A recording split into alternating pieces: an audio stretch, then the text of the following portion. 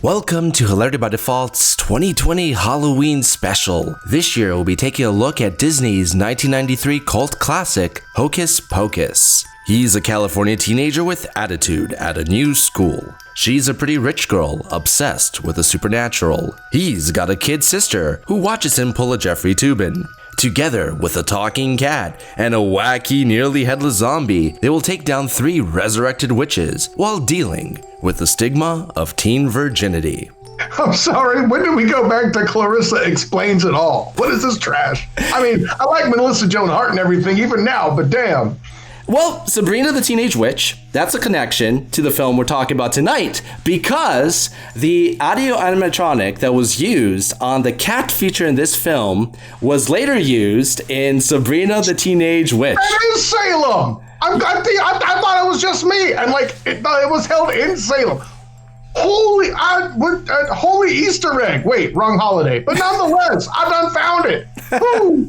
It is Salem, but without the snark or wittiness or anything else I like about that character. He was the best part of that show. That's the only reason I watched the show when I was a kid.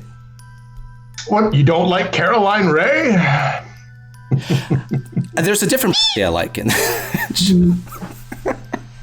and his name is Salem. Wow.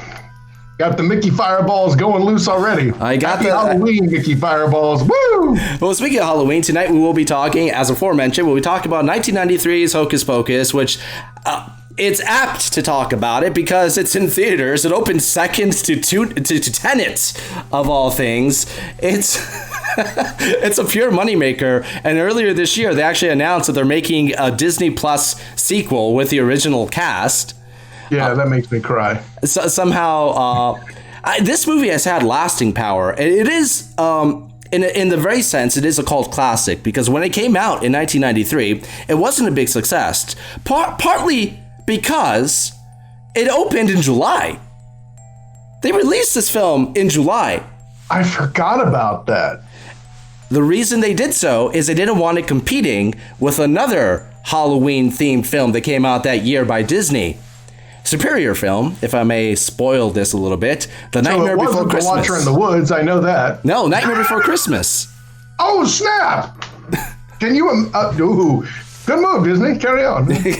Well, I don't know if it was a good move releasing this film in July. I would have waited a year at that point. Oh, so no, wait. So you would have already had production wrapped and then put this next year to try to, hang on the coattails of Nightmare? No, just it's not unheard of for films to be held for specific release dates to optimize the amount of return. Oh, no. I hear that. But here's what I'm telling you. Can you imagine, you're going to the theater and last Halloween you're like, boy, Nightmare Before Christmas was my jam. Whoo! And I'm going to see this Disney Halloween movie, the Halloween after. It's going to be bomb. And you end up with this movie instead? And that would have been around the same holiday season that they released another holiday classic, The Santa Claus. The Santa Claus. That one I had, yes. Although, oddly enough, the house from Christmas Vacation makes a short appearance in this film. After they're done celebrating, when they're leaving the school, they happen to be celebrating in front of that house. The greatest duet since Fred Astaire danced with Danny Fireball K. Danny Fireball K also sounds a little bit more threatening. Ooh, you know what? I'm going to go back in time and talk to Cecil B. DeMille. Maybe that's too far. Talk to somebody about Danny Kaye in a gangster musical where he plays a gangster named Fireball. Then he could be Danny Fireball Kaye. How special would that be, Demosthenes? Where's my time machine? It would definitely give a new spin to this court jester, I'll tell you that much. I mean, But back to Hocus Pocus. I mean, you gotta have some respect for a Disney flick that kicks off with child death and multiple hangings. Real talk, that threw me off. First of all, Demos had seen this movie, but it had been decades ago, and I was witnessing it for the first time. And I'm watching some of the basic, plucky villain types and they're witches. Oh, they're going to eat children. I smell children. That's a cool little gimmick, although in 2020 it does come off a bit more creepy than I think they meant, but whatever, we'll roll with it. But when they hung them, I'm like, Damn. I think that's exactly what I said. I didn't escalate into curse words we can't say on this show where we have to break out things like fireball and Although it would be appropriate since there was a curse taking place. Correct. But I like what you did there, by the way, Father. Thank you. No, but I to you. Damn. Wow. There's one other. I think I had to rewind a little bit after I saw it because I was shocked. Damn. Damn.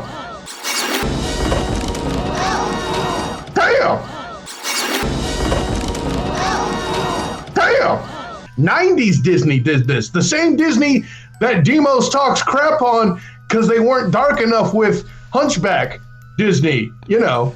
Well, I mean, this is the same year that Disney also released The Three Musketeers, which was pretty violent for a Disney film. But I just thought of it. There's one other Disney film that springs to mind, at the very least, that also begins with child death and multiple hangings in its prologue. The third Pirates of the Caribbean film. There you go. Nobody really remembers that, though, Demos. Oh, yeah, the most successful film of its year that made nearly $1 billion. Yeah, nobody remembers that one. Hey, I don't give a damn how much money it made. No one remembers the ish. Tell me I'm wrong. I'm telling you you're wrong about at least the original trilogy. People remember the original trilogy a little bit better. Wait, you're right. They do remember the third Pirates of the Caribbean and the fact that it sucked, but it had Keith Richards in it. They remember that nothing happens until the last half hour of the movie. That's... Oh, and the Terry Gilliam scene was good, but we're not here to review Pirates of the Caribbean, although I really would want to. Hocus Only Pocus. The first one. Yeah, only the first one. Hocus Pocus is one of those films that, even though it didn't do very well when it came out, it has built a big following. Correct. Probably because of multiple airings on the Disney Channel and on television and so forth. At its base, I'd like to say it's inoffensive, but at the same time, there are some things in it that are, as you mentioned before, kind of striking, especially for 90s Disney film. The number one thing that I think that most people talk about is what's been dubbed virgin shaming. One All Hallows Eve when the moon is around, a virgin will summon us from under the ground. What happened? A virgin lit the candle. When I knew some airhead virgin might light that candle. Nice going, airhead. And he's a virgin. Are you a virgin? Yeah. Really? Look, I'll get it tattooed on my forehead, okay? I had to wait 300 years for a virgin to light a candle. They kind of take that a little to the extreme for a Disney film. I will say, I don't have a particular objection, but at the same time, there are some adult jokes sprinkled in there that I do appreciate. I think my favorite being the sewer gag, where the zombie, all of his fingers get cut off except the middle finger. Yeah, that was funny. I never noticed that as a kid.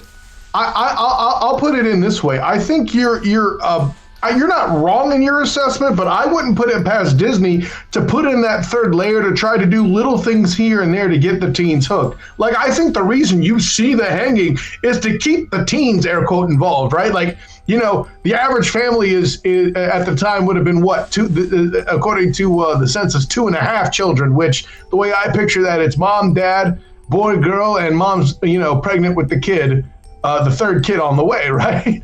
So I say all that to say, I feel like the hanging and some of the darker stuff is in there to keep the teens involved. Like, oh, this is dumb. Whoa, they totally hung him. That is something I feel like in the 90s that was done to kind of throw the teens a bone, which is probably a bad thing to say when we're talking about virgin shaming. But you see where I'm going. Well, I'll say that I think that some teens, when this film came out, would have felt just like the main character of this film, being forced to take his sister trick-or-treating, being forced to take their younger siblings to this movie. And even appeal to the bully factor, which, by the way, if we could take a quick aside, the single most annoying thing in this movie is that bullies laugh.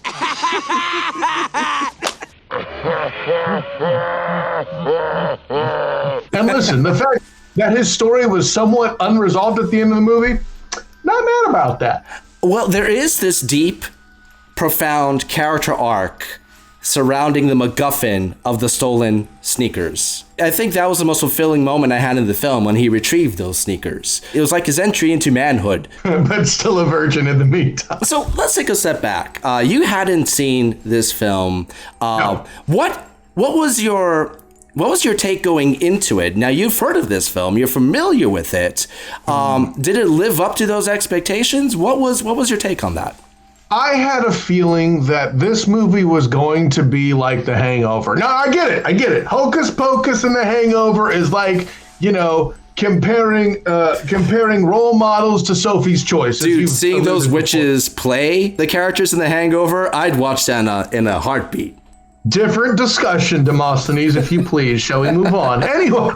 I would watch that in a heartbeat. But, like, from my perspective, I always, for some reason, virtually, there's a particular demographic that I associate with that, like, I can look at them and know for a fact they've seen and love this movie, okay? And I'll keep it anecdotal. It's from my point of view, right? So, I've been exposed to the fanhood of it, but never actually saw it. So, with The Hangover, when I saw it, I was deeply disappointed because I was told, oh, it's so great, and going into this movie, I was prepared to be disappointed similarly because you and I, and actually a guest of this show, Jen Juno, and two of her friends actually dressed up as the sisters one Halloween, which, to be honest, they nailed the costume. It was fantabulous. But, the same year that, House Nash dressed up as the Incredibles. Like, it was a good Halloween for costumes. Listen, I would say so. But, the overall, I was prepared to be thoroughly disappointed by this movie, kind of like when I was bored one time and went to go see Mystery Men, or, it was a free view of Dude, Where's My Car? I didn't expect anything great when I sat down to watch this movie. I haven't seen it since the early 90s. After it came out, I didn't see it in theaters. I saw it when it would play it on the Disney Channel. Then I saw it on the VHS. So I don't know if the Disney Channel edited the TV airing for content, but I saw the VHS version. It was fine. I didn't hate it, but I didn't like it. Around the same time, I saw the other previous Disney Halloween or horror flicks, such as The Watcher in the Woods or Something Wicked This Way Comes. And even though I'm not a big fan of The Watcher in the Woods, see said review, I kind of respected its audacity at times. Something Wicked This Way Comes has some legitimately scary scenes in it. We have child decapitation in that film. I'm still captivated by the book page scene. What I'm talking about. That is a great scene. And I think we said this in the review, that if you're going to watch this movie, watch it for that scene. It has some incredible performances.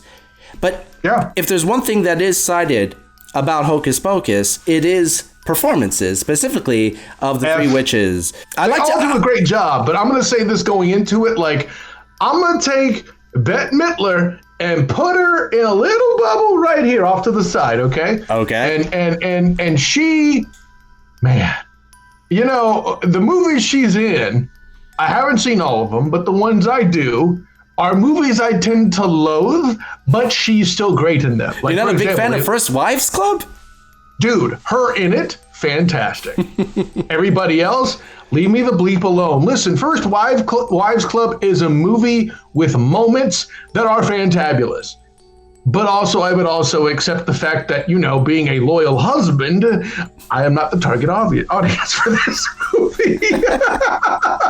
That being said, so we have Bette Midler, we have her in this bubble. When I think of these characters, I think of them as the Femme Stooges, because that's not terrible, but I'd give them a little bit more credit than that. There's a lot more intelligent stuff there.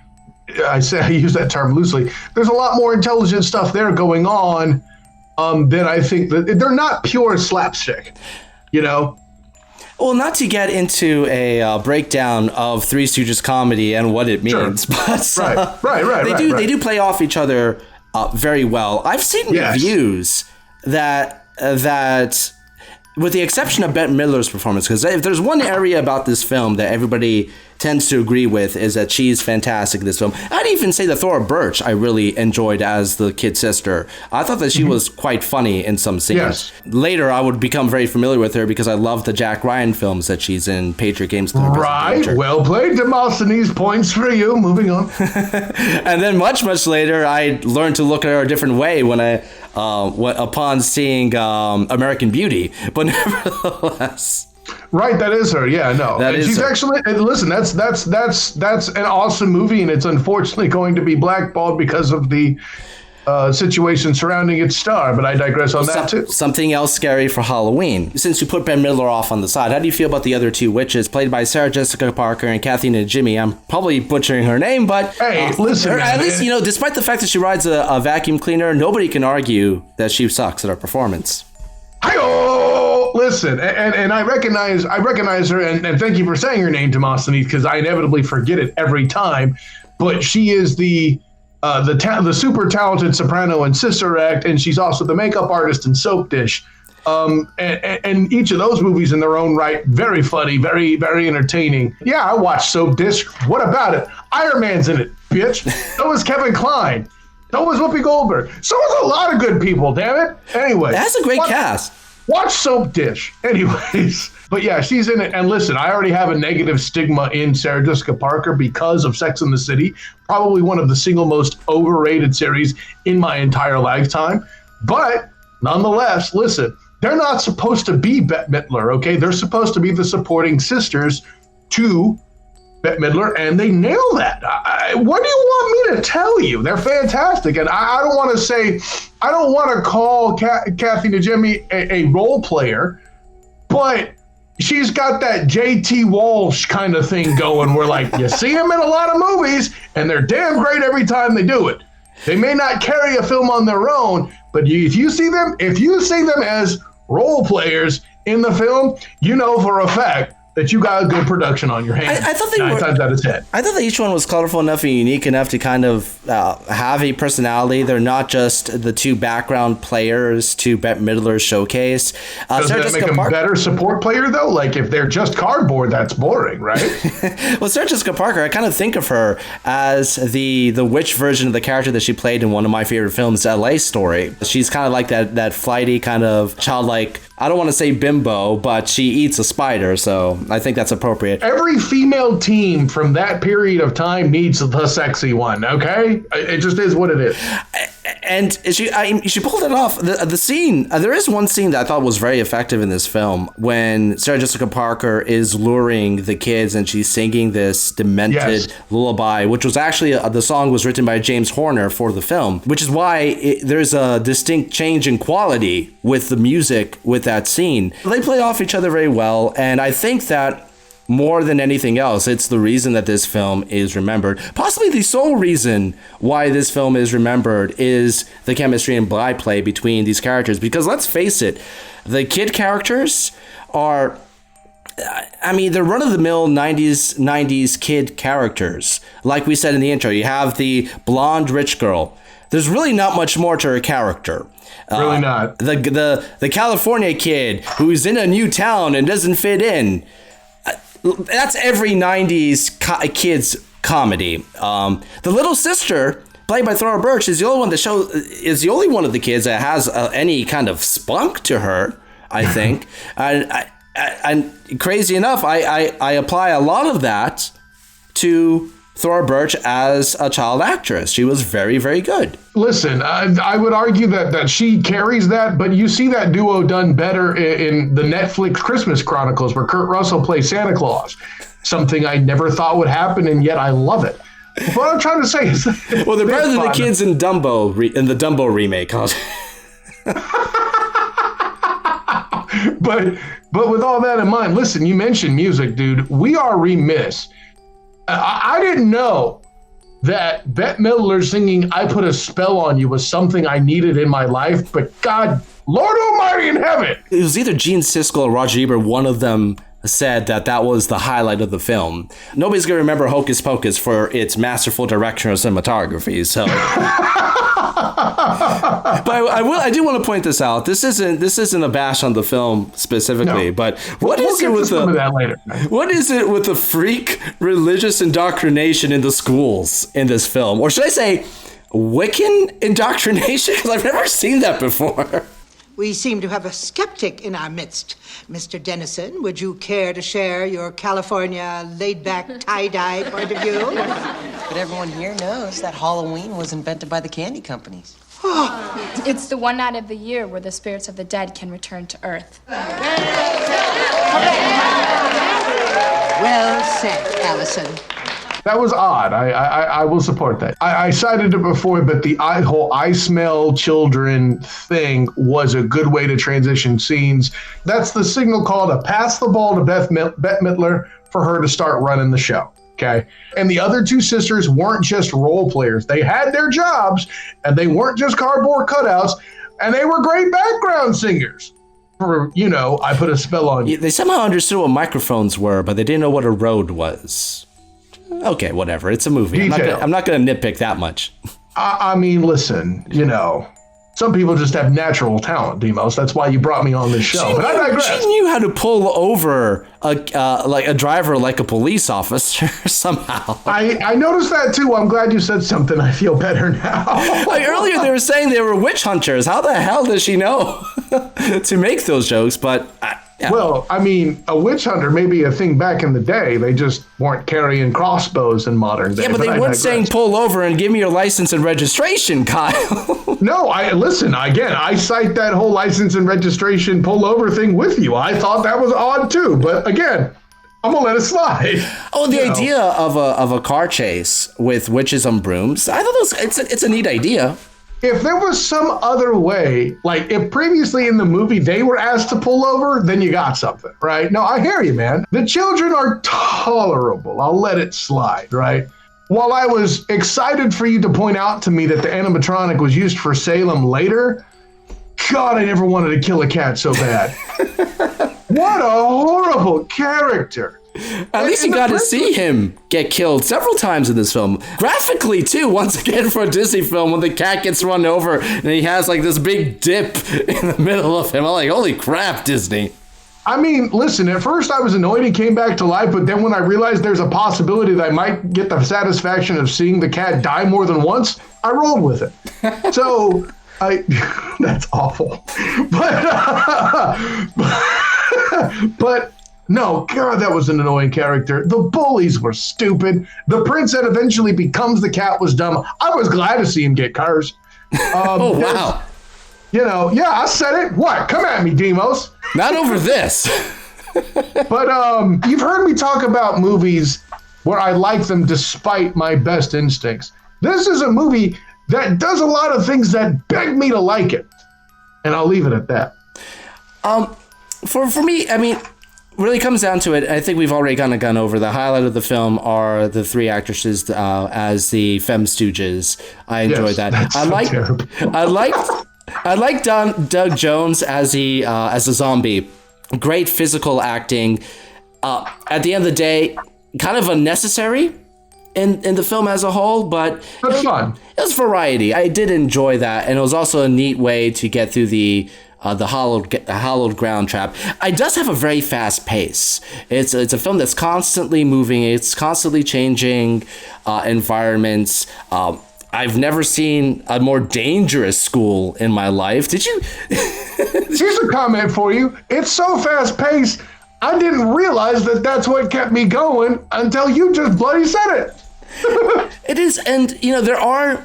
Even though it's not as atmospheric as, say, Something Wicked This Way Comes, or even Watcher in the Woods, it does have a few moments of atmosphere. I almost kind of wish it slowed down at a few points to let you breathe it in. I do recall reading that the original script was far darker than what we ended up with, and that there were going to be no teenagers. It was going to be about 12-year-olds, essentially. I think that may have worked a little bit better, but then again, the original script was written in the early 80s, so it would have been an 80s fantasy film.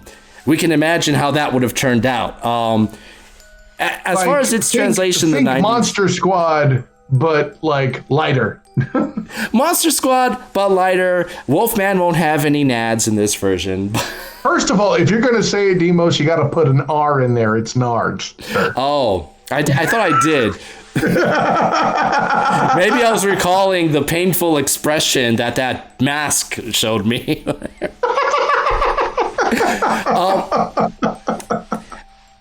As an adult, I do enjoy some of the risque humor in this. I actually really enjoyed the scene with the bus. Oh my God. Somehow they got on it without paying a fare. I think there's a deleted scene that explains that, but we're looking for children. Well, give me some time. I actually saw somebody on YouTube, and I really wish I knew who it was, who commented, I didn't get that when I was a kid, but now seeing it, that's funny, and I get it. It's that kind of a joke. That's a good delivery.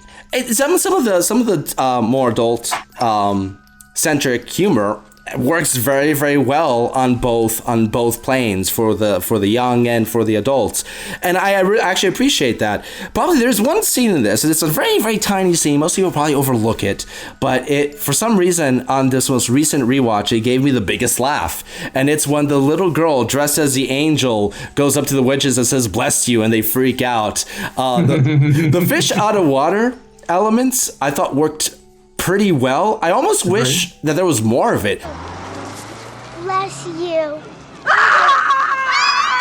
I think 90 minutes for its runtime was pretty spot on for a film like this. It's sure. If you're trying to look for logical consistency, this is not the film you're going to seek it out in. They could have solved all their problems if the cat just spoke to the adults at the beginning of the film. If you're somebody who looks for the continuity issues in the MCU, do not watch this film, okay? Well, this is the prequel to the Mandarin we really wanted in Iron Man 3. This is the backstory. You're ridiculous. I mean, there's a connection between her and Iron Man in Soap Dish. It could have been in a whole cinematic universe. Okay. Let's get to the big question of the evening. Is Watcher in the Woods required viewing, recommended viewing, or is it a pass? And I'm going to add an addendum. Is this a required Halloween film? First of all, The Watcher in the Woods is crap. I think you meant Hocus Pocus. What? When? You said Watcher in the Woods. Oh, did I? I was thinking of a better film. I'm sorry. Damn. So, Hocus Pocus. What do you think? First of all, if you actually think Watcher in the Woods is better than this, you're out of your fireball gourd. I don't know where you pull that from. That makes me physically hurt. It's almost irresponsible to compare the two because it's very, very different types of films. This isn't a horror film by any sense of the imagination. It is a Halloween film, but there are no scares in it. The scariest thing was the little sister jumping out of the closet while the older brother is about to get it on with his pillow. That is the scariest scene in this film. The Watch in the Woods, to its credit, had mystery. There was more to its story. There was more to deciphering what was going on, and it kind of held me by that. And also, by the virtue of it being a very atypical Disney film, I do appreciate it for that. But obviously, that's not a comedy in any respect. The funniest thing about The Watch in the Woods is the lead girl's performance. But I did see something in the mist at the pond. Listen, man, I'm in a tough place. First of all, you can take required and cram it. That's not going to happen here, okay? While there are moments that I find genuinely annoying in characters, as you've heard, that I cheered for their demise and the opportunity to see it happen more than once, that speaks for itself for the disdain of those particular elements that are essential, by the way, to the plot of this film, and I put plot in air quotes. But there are so many moments in this movie that are worthwhile and worth remembering. And listen, if you're throwing a Halloween party where like you're using your TV as an entertainment device, and you have like music videos going on in the background, Bette Midler and Sisters singing "I Put a Spell on You" should be among them. That was a great execution in and of itself. I'm in that odd. I could even argue it belongs in a museum. I'm not, because that's a cop-out, and I'm not going to do it. Much like Tokyo Jameson begrudgingly made Mary Poppins required, I will, under protest, name this a movie that's recommended. Did I like it? No. But I get why people would. And I'm not prepared to say it's not required or it's a pass, just because I think part of it is I'm the problem, right? This movie's not targeted at me. This is not the kind of movie I would watch as a kid. But as a parent, when, my daughter's a little older, and she's interested in it, Daddy, I want to watch Hocus Pocus. I'll be like, could be worse. Let's do it, At least it's a Barney Halloween, something like that.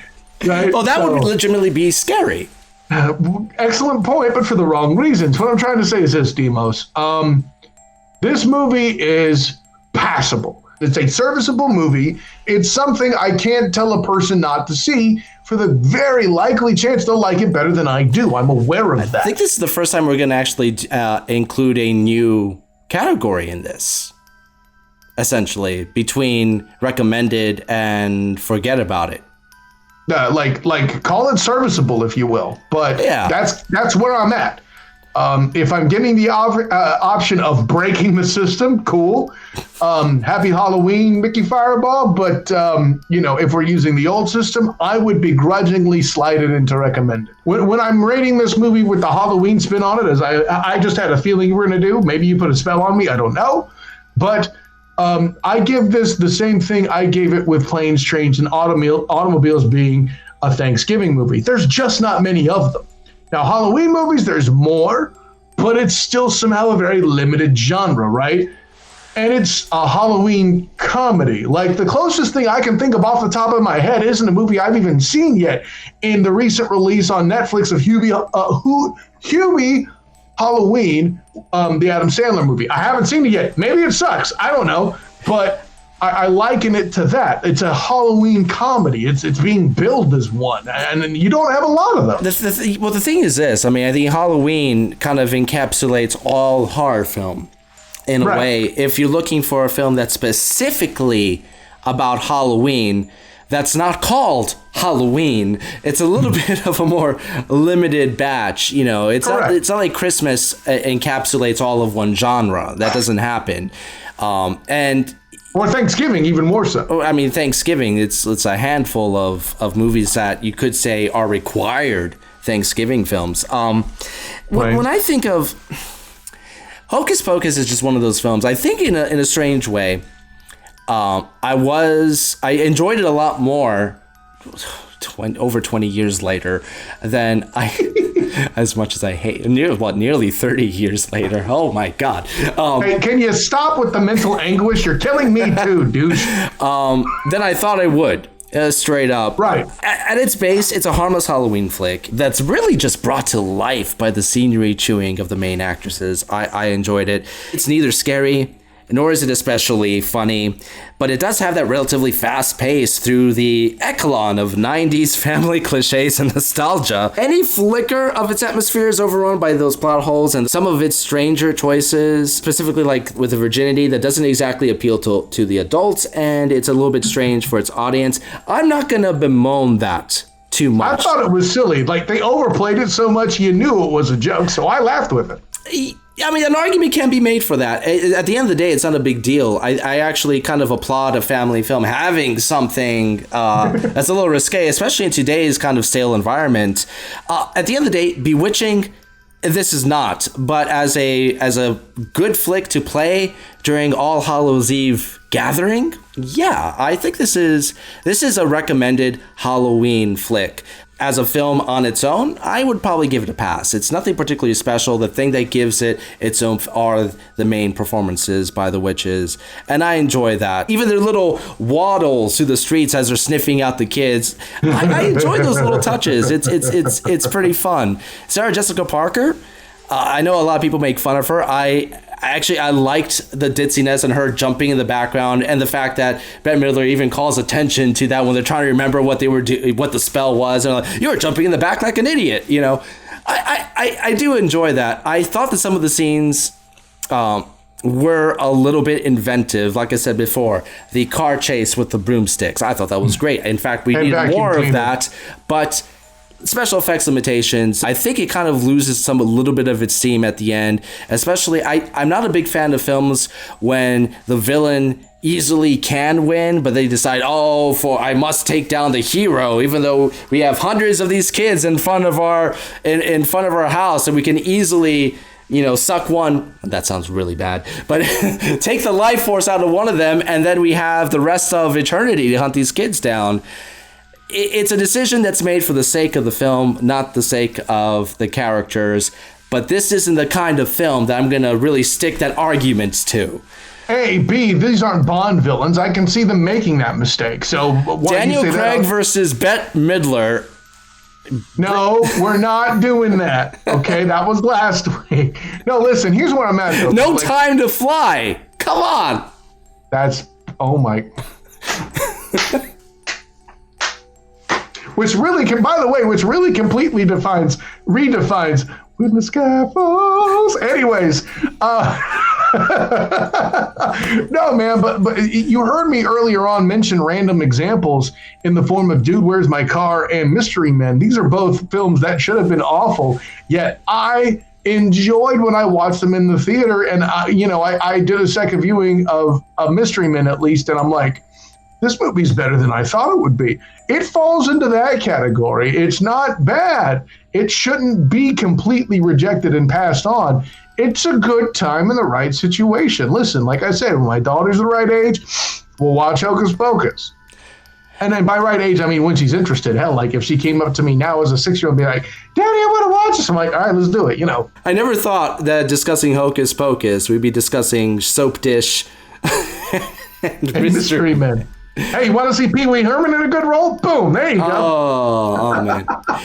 I at the end of the day, even calling it a required Halloween pick is almost a cop-out for me, saying it's a pass. It's a fun flick. I kind of like the idea of giving it a new rating, serviceable. In fact, if I can even throw it out to our audience, if you could come up with a specific name for our serviceable category, let us know in the comments below. Like I said before, it's a film that when I talked to people about it recently, at least in the last 10 years or so, I'm shocked at how many people really, really love this film. Oh, and they deem it essential. It's mind-blowing, Panda. I look at IMDb and all the ratings, at least in the first 2-3 pages, are practically 9-10-star reviews. Stop it! Yeah, and I